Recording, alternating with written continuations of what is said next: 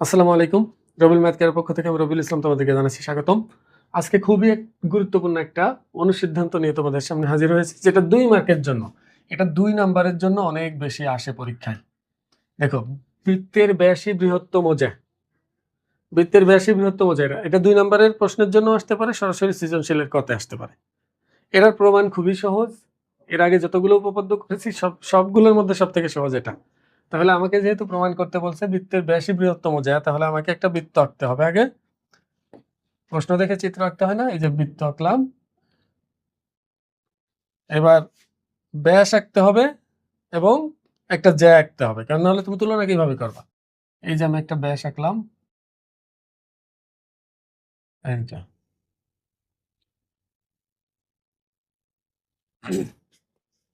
দেখো, এখানে A B হলো ব্যাস, অবশ্যই এটা জ্যা। এটা অবশ্যই জ্যা, কিন্তু এটা যেহেতু কেন্দ্র দিয়ে গেছে এই জন্য এটাকে আমরা ব্যাস বলি। আর সিডি হলো আসলেই জ্যা, এটা ব্যাস না। তা আমাকে প্রমাণ করতে হবে এ বি সিডি থেকে বড়। আর এটা প্রমাণ করার জন্য যেহেতু ছোট বড় দেখাবো, এখানে তো আর সর্বসম কাজ করবে না। সর্বসমর কাজ কি? সর্বসমর কাজ হলো দুটা ত্রিভুজ সর্বসম দেখালে বাহু সমান বলা যায়, কোণকে সমান বলা যায়। এখানে তো সমান বলবো না, ছোট বড় বলবো। তাহলে আমি এক কাজ করি, আমি যদি কেন্দ্রের সাথে ডি বিন্দু আবার সি আর এই কেন্দ্রটা যোগ করি, তাহলে দেখো একটা ত্রিভুজ উৎপন্ন হয়ে গেছে এখানে। কোন ত্রিভুজ সিওডি। এখন দেখো, বিশেষ নির্বাচন তোমরা লিখবা, আমি মুখে মুখে বলে দিই। আগের গুলো যেহেতু দেখছো, তাহলে এটা খুবই সহজে তোমরা বিশেষ নির্বাচন লিখতে পারবা।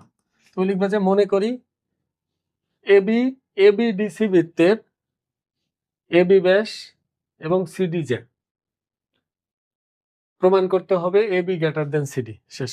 এবার অঙ্কনের মধ্যে তুমি বলবা আমি প্রমাণের স্বার্থে যা করেছি, অঙ্কনের মধ্যে করছি সি কমা ও আর ডি কমা ও যোগ করছি। সি কমা ও এবং ডি কমা ও যোগ করি। এখন প্রমাণের জন্য দেখো, ছোট বড় প্রমাণ করতে হবে, তাহলে ছোট বড় মানে স্মলার দেন গ্রেটার দেন রাখতে হবে না এখানে।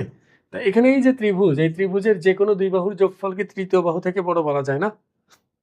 অবশ্যই যাবে। তাহলে প্রমাণ দিয়ে আমি যদি লিখি ত্রিভুজ CODA, CO plus OD greater then CD, এটা বলা যায় না?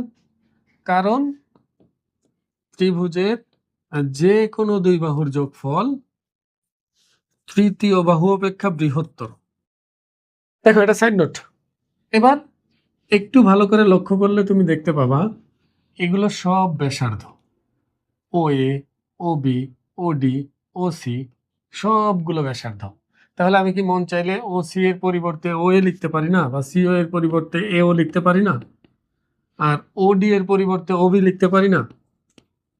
এটা কেন লিখতেছি? কারণ আমার তো মনে মনে ঠিকই আছে যে আমি এ বি আনবো।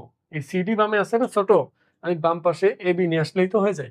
এটা আনা তো খুবই সহজ। এটার পরিবর্তে এটা, আর এটার পরিবর্তে যদি এটা লিখে দিই, তাহলেই তো এ বি হয়ে যাবে যোগ করলে। সাইড নোট দিবে অবশ্যই, যেহেতু এও সমান ওসি সমান ওডি সমান ওবি, এটুকু লিখলে হবে, কারণ একই বৃত্তের ব্যাসার্ধ, এটা সাইড নোটেই দিয়ে দিলাম। তাহলে বলো তো এও প্লাস ওবি মানে কি?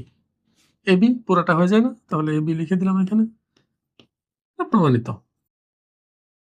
তুমি কিন্তু অবশ্যই বাংলা কথা লিখে তবে প্রমাণিত লিখবা। বলবা যে বৃত্তের ব্যাসই বৃহত্তম জ্যা প্রমাণিত। বৃত্তের ব্যাসই বৃহত্তম জ্যা লিখে তারপর প্রমাণিত লিখবা। আমি আশা করবো তোমরা বুঝতে পারছো। খুবই সহজ, এটা 2 মার্কের জন্য আসে।